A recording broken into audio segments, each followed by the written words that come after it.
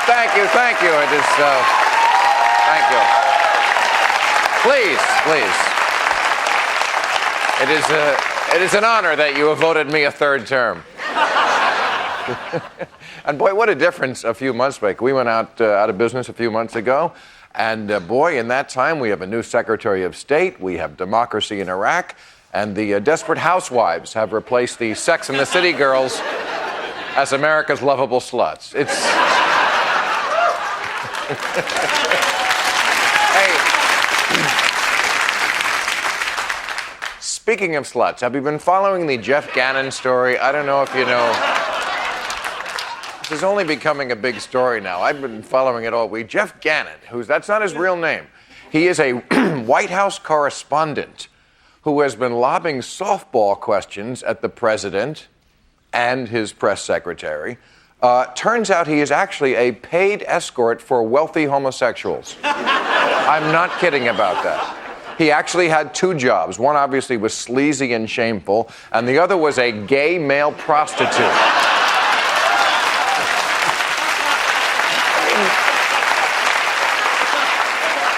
I think I know what Bush meant now when he said he had a mandate.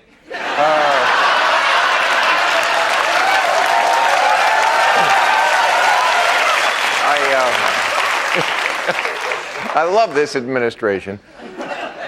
Amid this stuff with Jeff Gannon, what is our new Attorney General, Alberto Gonzales, doing as his first act of office? Going after the porn industry. I'm not kidding, for their obscenity laws. Apparently, this is the guy who is pro-torture but anti-porn. So you can put somebody on a leash and wag wieners in his face, but don't film it. Whatever you do, don't put it on film.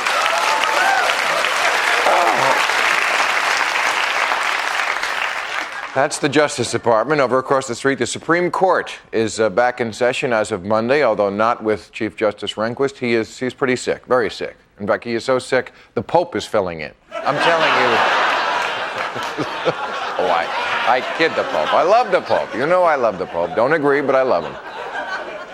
Raised Catholic. The Catholic Church, by the way, this week announced that they had received over 1,000 allegations of abuse by over 750 priests in just the last year.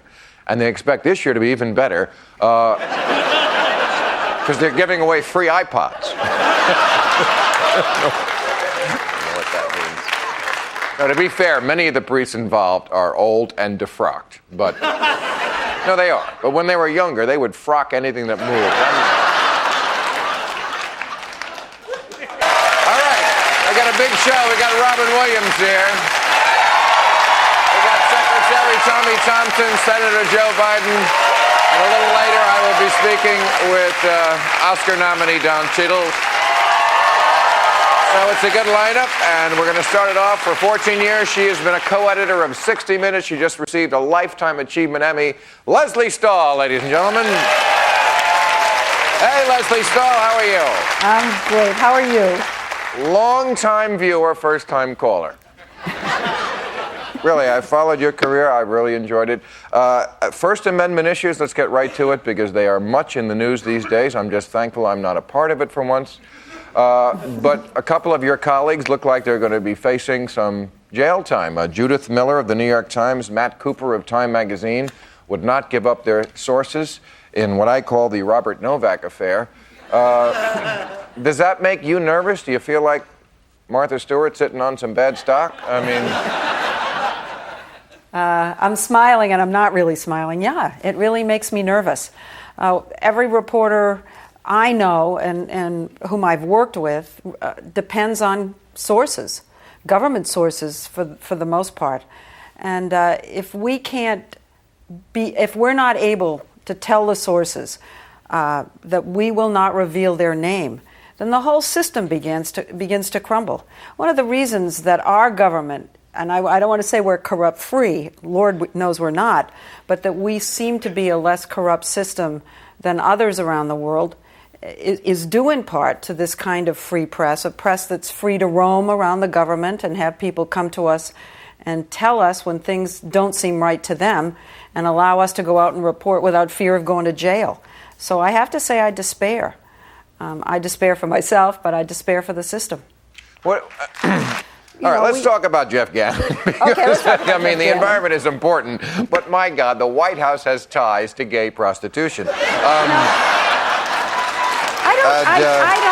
do not understand, having covered the White House for as long as I did, how he got, I just don't get it, how he got a press pass on a false name, on an alias. I don't know how that happened. You have to be cleared through the Secret Service in order to get a press pass, which you have to wear at all time. I mean, there's something behind this story that hasn't come out. And clearly. Okay, well. Clearly.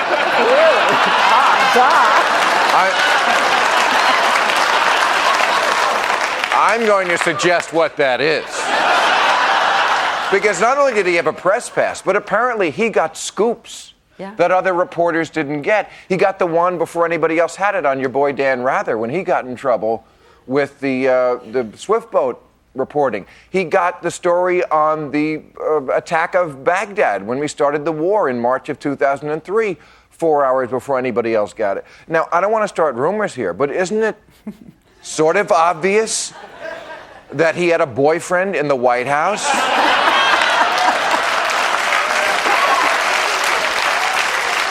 Somebody at the highest level was spilling the beans while he was spilling the beans.